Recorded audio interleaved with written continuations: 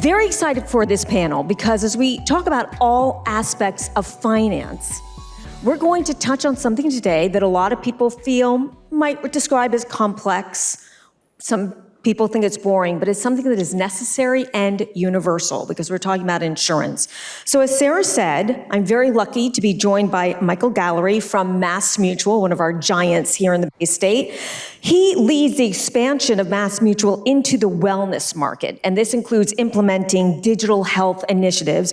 Cowan, as you heard, and in MassChallenge, the global accelerator, an executive with Devoted Health, which is working on improving the health of seniors, and also an advisor at Stackwell Capital. Prior to that, he was deep into government service, which we need to understand better these days.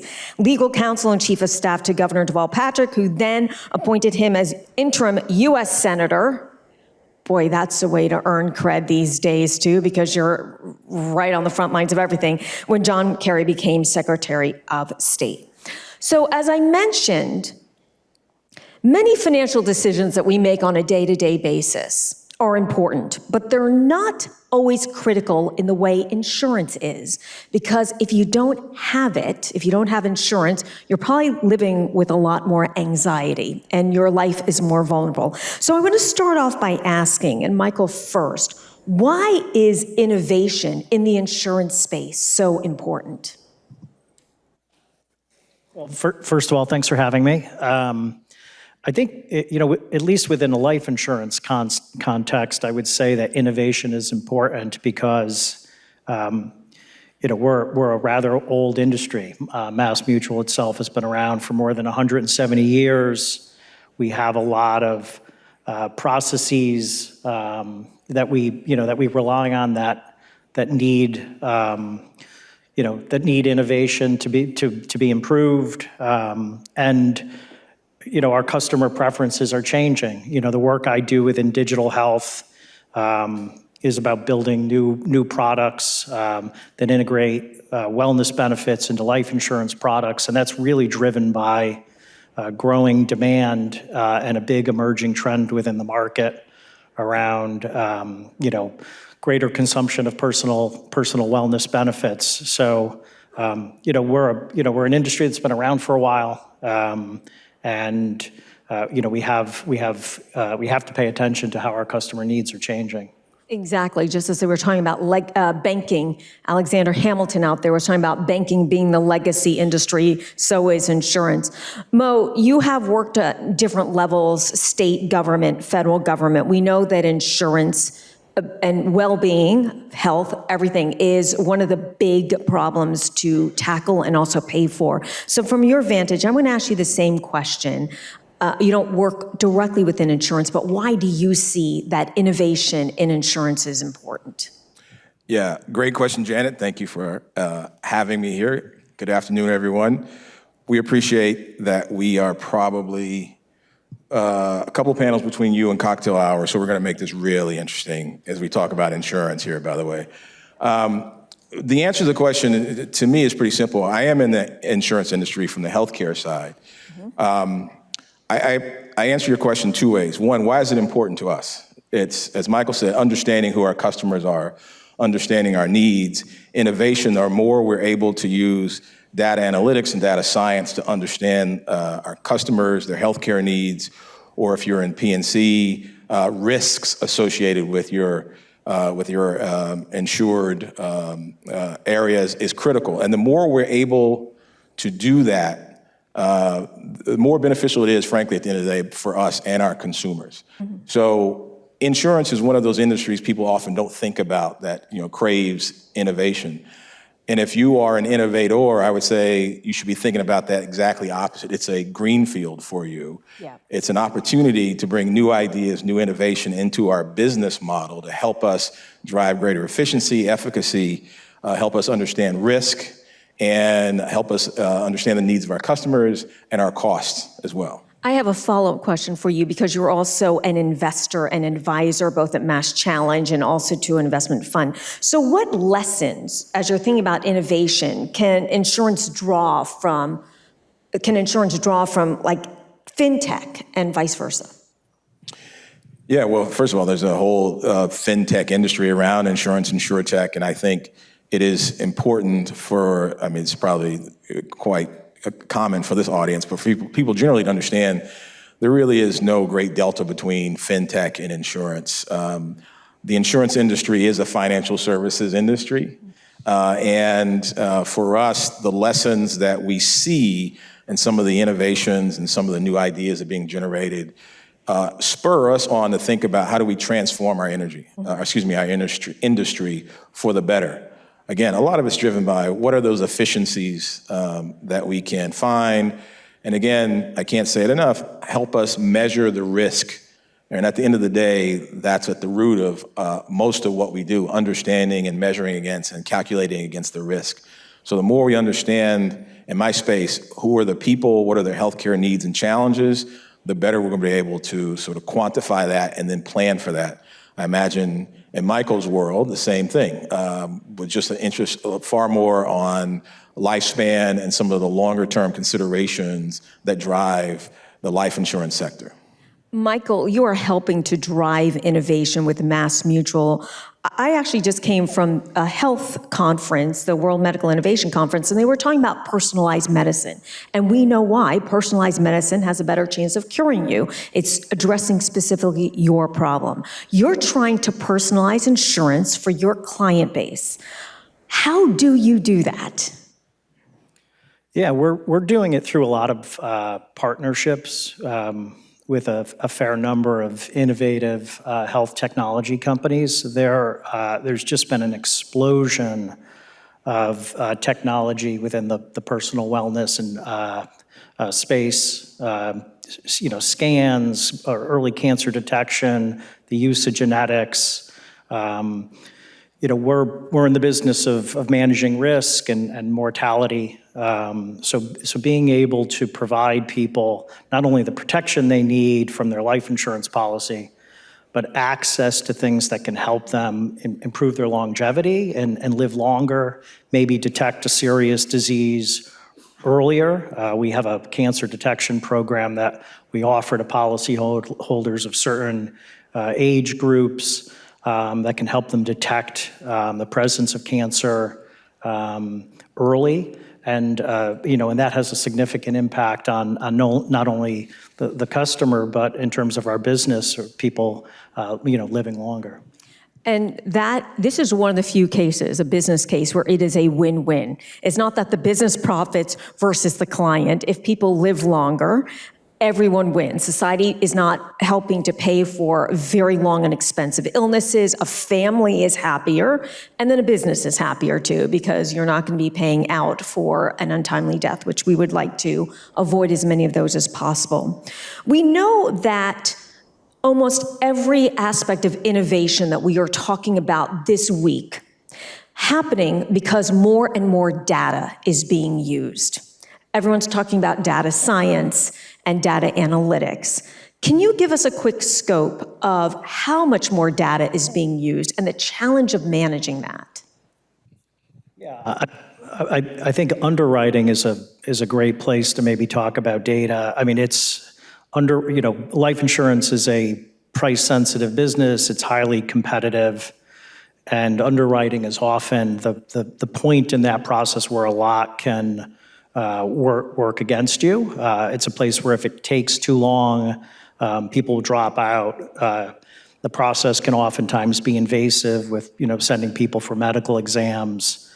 And sometimes they can, have an expectation set up front about what risk class they are, how much they're going to pay, only for that to change later on. So, we've invested a lot in our data science capability at MassMutual over the last, 10 years or more. And underwriting is a great place where using more data, we've, gone back and digitized all of our historical applications, trained mortality models to be able to do a better job of predicting risk, for our underwriters, or underwriters use the models. So yeah, I mean, I think that's a great example. Mo, since you've spent a lot of time in public service and in government, you're constantly faced with the challenge of how do we pay for that? Talk about how innovation and managing data to make things more efficient, it helps that challenge, but you also are familiar with like behavioral nudges that help the client as well. Yeah, listen, payment in the healthcare system is fascinating, particularly for public payer models like Medicare and Medicaid. A lot of discussion around that. Obviously, we partner with a lot of hospitals, hospital systems. They're very much concerned about the payment model, not just the revenue, but the margins in particular. Federal regulators are getting very particular and very focused, as they should be, about the prevalence of fraud, waste, and abuse in the payment model. And hospital systems are feeling the pinch. I was on a different panel last week with a group of investors in that space. And there was a time just a few years ago where any and every idea, many hospital systems were grabbing up, almost like experiments to see if they could generate new forms of payment, do different revenue cycles, things like that. But with the pinch that they're now feeling, the market's closed a little bit unless you have really a truly point solution for them, because they don't have the revenue or the resources, the investment themselves to try too many new things. In a space like insurance, we're not there yet. I think there's still an appetite and a tremendous amount of resources available to consider and adopt new models, new ideas that help us think differently about our business. And I think that's actually quite advantageous at this moment in time. And to your question about data analytics and data science, in our space in healthcare, some of the same things that Michael's talking about matter to us, because they tell us a lot about our customers, the people we're privileged to take care of. What are their life needs? How long are they going to live? How do we ensure that the total cost of care is commensurate with their actual healthcare status and all those considerations? In our company, which is a digital health company, one of the largest part of our operation is the data science team. Mm-hmm. Their ability to process and draw information from all the data that we get from all of our members. And there is nothing like the data you get for healthcare purposes that tells you so much, not just about individuals, but about communities, and allow us to gauge risk and to do proper planning and introduce new innovations to help meet our member concerns. Mo, since you brought it up, you talked about regulators. And earlier today, I was in a conversation, there was a lot of debate of if we are over-regulated versus, the tension being under-regulated. So as a former policymaker, how do you think regulators should approach this particular area of financial innovation? Yeah, look, we talk about this a great deal as well, particularly as we incorporate more innovation into our work, particularly around AI. And I think all of us in this room at this conference are thinking about artificial intelligence and how it can supercharge so much of our ideas and innovation. Frankly, it may just truly be the root of everything you're doing. I will tell you, among policymakers, both at the state and federal level, there's a great deal of suspicion still about artificial intelligence, a lack of understanding and a lack of knowledge. Why does that matter? Because I will tell you that regulators, in the absence of information and perspective and context, will regulate out of fear. It becomes the thing, let's figure out how to control this thing that I don't understand before it gets out of hand. And so what I am a firm believer in is that industry, particularly innovators in the industry, innovators who are looking to disrupt traditional industry models like ours, you have to engage with the regulators early and often to inform them of the positives and the power of your innovation so that they don't develop a misunderstanding and, worst case, fear of what you're doing and feel compelled to regulate out of fear. And I also think industry can do a lot of its own self-help, policing ourselves to make sure we're being very responsible in the introduction of innovation, creating our own guardrails. And if you demonstrate that to regulators, you'll be much better as an industry, much more capable, more likely not to see regulators over-regulate out of fear, ignorance, misunderstanding. So, Michael, I want to ask you, more about what MassMutual is doing. So we bring up this idea of personalized insurance. And when I first read that, I had the annoying commercials in my mind with the geckos and the emus and everything, like buy only what you need. It's not just that. So in addition to taking out a policy easier for the client, what is happening at MassMutual to change the insurance experience for the client? Well, we have a lot of channels in which we interact with our policyholders, but every policyholder has a relationship with a financial professional and advisor. That's the person that has kind of understood their needs and worked out the solution for them. So a lot of what we're doing around kind of personalizing the experience is helping the advisor provide a more personalized experience, whether that's using our data science capability to provide advisors better intelligence around their customer needs. What's the best product for this individual based on their needs? At what point in time do you want to get them into the financial planning process? So a lot of what we're doing is in support of our financial professionals. Mm-hmm. It always comes down to people, right? You want to have a client that is not only healthy, but happy, feels comfortable. Now, when we talk about also personalization of insurance, Mo, you advise Stackwell Capital. You are also in Devoted Health. We were already talking about how it's addressing the health needs of older Americans. There are definitely gaps in access for all financial instruments and also care. How can technology help close that gap? So many possibilities, I think. We're still a ways away, and I think in the insurance sector writ large, from fully tapping into the potential of ideas that help us reach folks where they are, understand the conditions in which they live, that impact so many other facets of their life and well-being, address longevity, in my case, address social determinants of health that can impact their condition, their lifespan. And so we always have an eye and ear open for something, someone, something new that helps flip the tables a little bit, helps us reach people to understand where they are, that helps us identify the data, collect it, process it, and use it positively for the benefit of our customer base.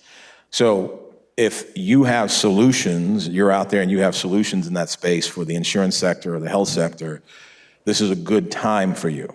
Now, the interesting thing about the collection and use of this data for all of its promise and possibility, it too comes with risk, right? The insurance sector doesn't have the best track record in terms of with some data leaks over time. Healthcare too. That data is very valuable, so bad actors are very interested in getting their hands on it. So one of the things that we have to confront as we think about innovating our industry through the use of AI and other means with this wealth of data is how do we give the consumers confidence that the data is going to be well protected and preserved and used only for that particular authorized purpose. It is a constant challenge. And so just as everyone, I assume here this week, is positively innovating, trying to figure out how to make the world a better place, there's a conference somewhere else in the West, on the other side of the world, where people are innovating, trying to figure out how to take advantage of these gaps and the data that we're all collecting for positive purposes. So that's the constant push and pull we have. By the way, back to your question about regulators, that is one of their biggest concerns. Their biggest concerns about safety, use, exploitation of consumer information and data, particularly in the industry that Michael and I both are in, because our industries depend on that data to help us understand not just our customers, but drive our businesses to success. So sorry, Michael, I'm going to ask you about a lot of different pitfalls within your work. So let's start with that one that Mo just talked about. All the data, we know without a doubt that you're using more data these days. How do you ensure that privacy and protection of all the information you have on individuals? Yeah. So, as we got into looking at digital health and wellness and expanding kind of the services we provide policy owners. The data protection privacy piece was the biggest piece that we needed to navigate. It's the biggest, as we're offering kind of these wellness benefits to policy owners. Their biggest concern was that you're gonna give me some sort of wellness benefit. You're gonna take the data, then you're gonna use it to cancel my policy, change the price, or or I'm going to have a hard time getting another policy in the future. So, we up front, we established some principles around data privacy and protection, what data we were going to get what data we were going to collect, and then what data we would not collect. So within the, and going back to Mo's comment, we need to spend a lot of time with regulators making sure that they understood this as well. But we don't, in most cases, we're not collecting any personalized, identifiable health information. So that's kind of a commitment we made. We're not using any of it for underwriting purposes. We're not using any of it for underwriting purposes. The purpose of the benefits we're offering are for that individual to gain the intelligence and the insight and the data around their own personal health. We do collect de-identified, aggregated data, so we know the overall impact we're having on a book of business, or whether we're having kind of improved health outcomes, we're getting people kind of more physically active, and we have models that can help us understand what impact that may be having on mortality. But I don't know at an individual level any specific information about what somebody's health outcome was. So we've kind of set those principles, and we don't have any access to that information on a personalized level as a life insurance company. And we communicate very, very clearly with anybody participating in our program that what exactly we're going to do with the data, what we're not going to do with the data, and we very, very proactively communicate so that people kind of understand. Janet, can I make one more point on this? Because I think it's important for this audience. Like, if you're in this space and you're approaching a legacy insurer or healthcare system with your innovations, and it requires you to have access to understand our data to help us meet our objectives, you should understand that privacy, data security is going to be one of the first things that we're going to want to know, that you can give us confirmation and security around, because we know the risks are so extreme. And so access to that valuable, privilege, priceless information may be made available to you, but only after you convince us that we're not exposed by allowing you sort of in the hen house, if you will. And the other thing I would say, and regulators care a lot about this when it comes to data analytics and data science, particularly if you're talking about AI models and what you're feeding into it. Are you feeding data in, or are you doing it in a way that eliminates or at least significantly reduces the possibility of biases in the outcomes? That is a very big topic of conversation, even in these political times, to make sure that the data is being fed, considered, read in a way that doesn't lean into some of the biases that can easily creep into the models. One of the volunteers who helped us out here is studying data science. So any of you else who are studying, I think there's plenty of work for you in the future, at least in this industry. Let's talk about another potential pitfall. We know that in every business, finance included, insurance, finance very much included, we are employing more and more AI. And when I do panels, when I do interviews, it seems to me that the majority of people are still at the stage of, wow, this is really going to help us do business. Wow, it has so much potential, while also being completely freaked out and scared about this, and also scared about possible terrible outcomes. Can you each talk a little bit, Michael, ask you first, about how you're employing AI to help deal with data, which I think it would be impossible to do with just people, and how you also work to ensure that there are the best possible outcomes employing AI? Yeah, we're at a stage where we're doing a lot of piloting. We have a fairly top-down process in terms of identifying specific business outcomes and use cases that we want to affect. And obviously, there are hundreds of them when you think about AI and its applicability across the business. But we're starting with a lot of piloting. We have pilots in our call centers. We have some pilots in terms of AI supporting our financial advisors. But we very much take a kind of a step to pilot it, collect a lot of data, and ensure we're not having any outcome that we kind of wouldn't have expected. Do you have any comments on that, Mo? Yeah, look, first of all, full disclosure, big proponent of the possibilities of artificial intelligence in almost every industry and sector. Having said that, the sector I spend most of my time in healthcare, there's a large part of us who think we're on the verge of some really transformational things happening in our sector in terms of understanding the healthcare needs, predicting healthcare delivery needs for a population, understanding disease states, designing care models. At the same time, there's as many people who would do everything they could to keep all AI innovation out of healthcare and medicine entirely, out of fear, concern for patient safety, concern about, frankly, the healthcare workforce, because it's unavoidable. I think the reality is, if you're talking about healthcare, when we introduce any significant technology, it's going to have an impact on the workforce that exists at that time and what the future workforce looks like. So I'm always baffled when I hear policymakers in particular, or frankly, AI innovators talk about, well, it's really not going to impact the workforce. It's just not true. It's going to, right? Now, what it may do, and this is certainly true in my world in healthcare, and I think the same is going to be true broadly in financial services and insurance, the true power of AI is to help the humans in those systems deliver better products, outcomes, services to their customer base. It may not require as many humans, but it potentially can supercharge, super empower those in the system to do the work. In our case, some of the most interesting innovations in healthcare AI technology right now are really to address the low-hanging fruit, right?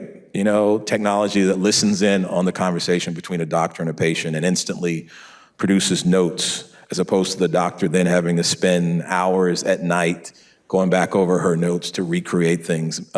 Those notes then, that AI-generated notes then can be reviewed by the treating clinician, and then that goes into perhaps another AI model or AI agent that then suggests, well, here's a treatment plan for this individual for the next visit.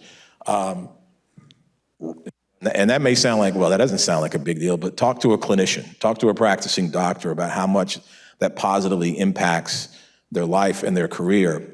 And for many patients, although I'm also a big proponent, you should disclose to people when you're using AI and how, but for many patients, they really don't see any difference, except they feel like they're getting greater access, better responses from their treating clinician and hospital system. So, but we're a long way from full-scale adoption because, back to your earlier question, particularly in my space, regulators are very, very hesitant to move too far, too fast in how AI can be used in the clinical setting.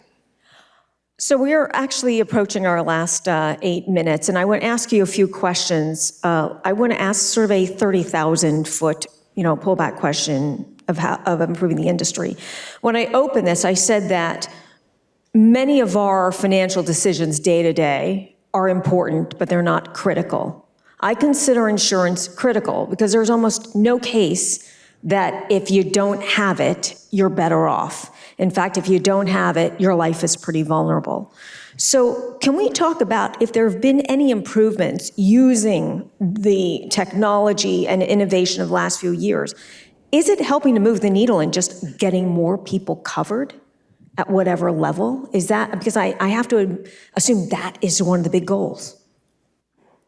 Yeah, I would say, going back to underwriting, that can be a real hurdle for a lot of people. It's in the life insurance context, it oftentimes requires you to go to the doctor and provide blood and urine and have kind of an invasive exam. So just with the kind of the growth of electronic health records and those being kind of more widely available, being able to collect data with the consent of the policy owner from places where they've already contributed and not have to run them through invasive kind of long drawn out processes that may take a couple of weeks to make a decision. So I think in the life industry, there's a tremendous amount of focus on how to accelerate the underwriting process, while at the same time making sure that all of the risks are unknown, and all of this data coming out and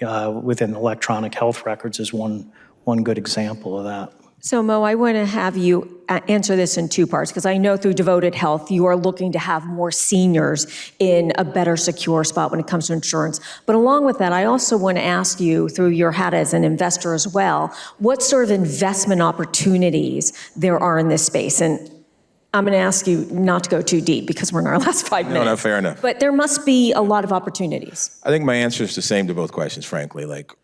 Why does Devoted Health exist? What drives us? And when I'm looking at a potential investment opportunity or my work at MassChallenge, what am I interested in? I think right now,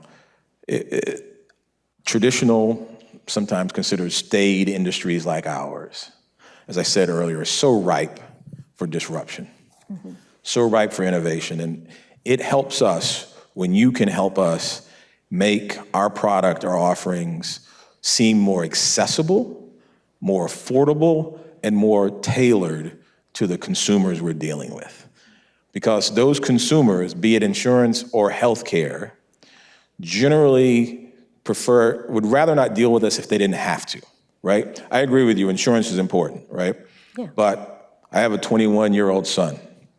Doesn't think about his health insurance, certainly doesn't think about life insurance. Well, he doesn't think about anything because I pay for everything. Rolls and food and cars. Exactly. Right. Even when he's off the payroll, he won't think about those things. But we know how critical those things are. But the more our industry can make ourselves appear more accessible, more modernized, more efficient to the markets that we're marketing to, the better off we'll be. And by the way, by extension, the better off everyone will be, because when there isn't insurance like we're talking about, whether it's just life or health or property and casualty, those losses get paid by the rest of us. Indeed. Right? And so having more people who are using more of our products actually has greater common good. So if you can help us make those important products seem like something that they want versus something that someone tells them they must have, then collectively we win. We've been talking about both health insurance and life insurance, and I want to remind people, time is our biggest commodity.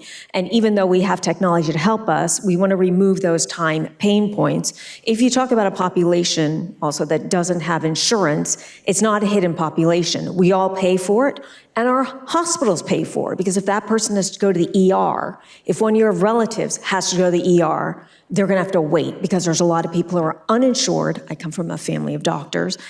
And it bogs down the whole system. And while we get a lot of things great in our country that has innovation, this is not something that we have done. Everyone will agree, all sides, that we really lack where we need to be in the medical field, in the insurance field, not medical field, but in our healthcare.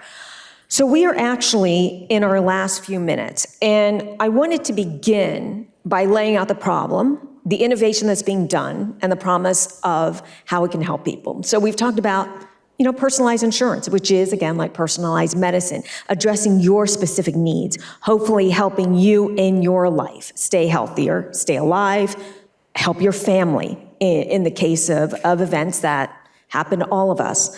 I want to ask each of you, as working on the innovation, as an investor, advisor, also within a company, looking out 10 years from now, give us your idea of how all of us, our experience will change interacting with insurance.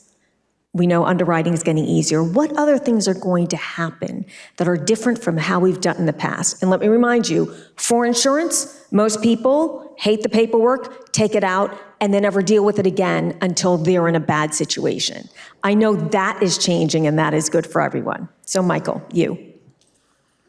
I think looking forward, thinking back on all of the discussion we've had around data, I think I can imagine a point in time where there may be enough data available already on an individual that they won't have to go through a lot of the typical process to get insurance.